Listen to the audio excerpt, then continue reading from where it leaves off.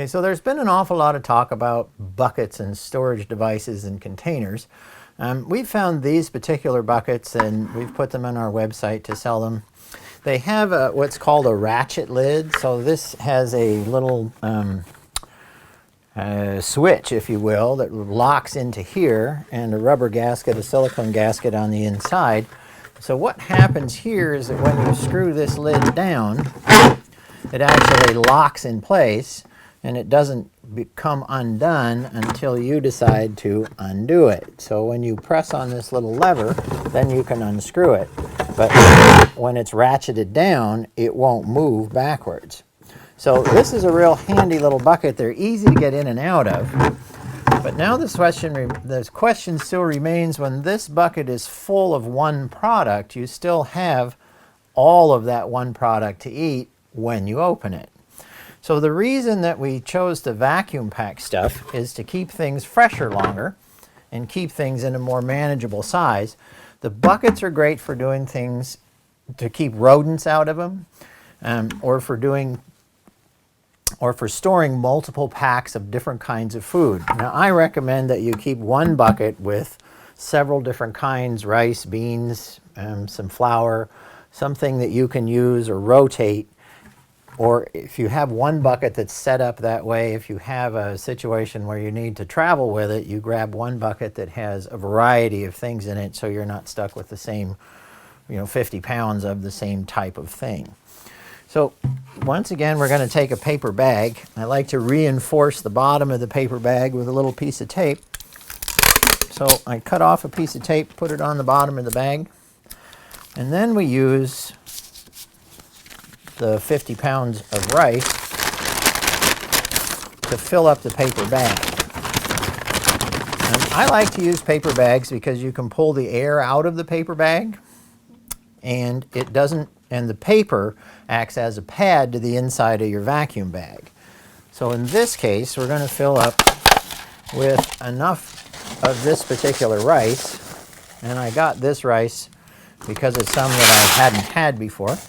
And it was on sale at a what I like to call a third world grocery store.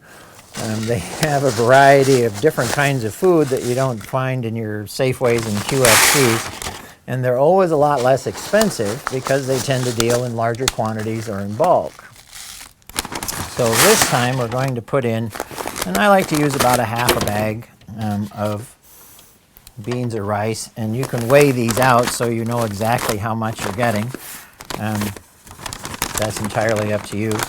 Or if you have a bag, a particular size of bag that you're using to do most of your packaging with, then you can keep uniform sort of results when you package. And vacuum packing is all about having smaller amounts of food or portion control pieces for longer periods of time, because once something is vacuum packed, it will basically sit there till you get tired of looking at it. So once again, we're going to tape down the paper bag.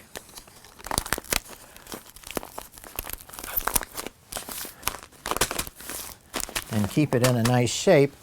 In this case, we're using a 10 by 14 inch bag to put this package in. And it fits in there quite nicely. And now we're going to lay out the open end of the bag material just on the heat seal bar.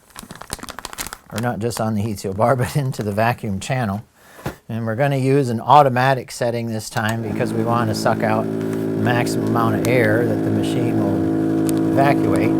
And while it's starting to hold its shape, then you can shape the package just a little bit before it turns into a brick on you. And that way you'll have a uniform shape that you can put into your bucket. So once the machine draws a vacuum, the heat cycle will run. There it goes. And then we're going to run through the heat cycle. And these machines have a little cool down cycle after the heat bar runs, which assures you that the heat seal is good and solid before it comes off of the pressure.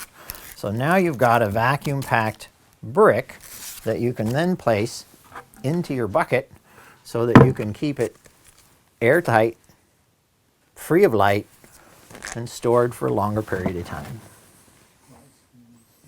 You can do rice, beans, wheat, flours, all in one bucket, and make sure that they're labeled and the dates on them so you can tell when you put them in there. And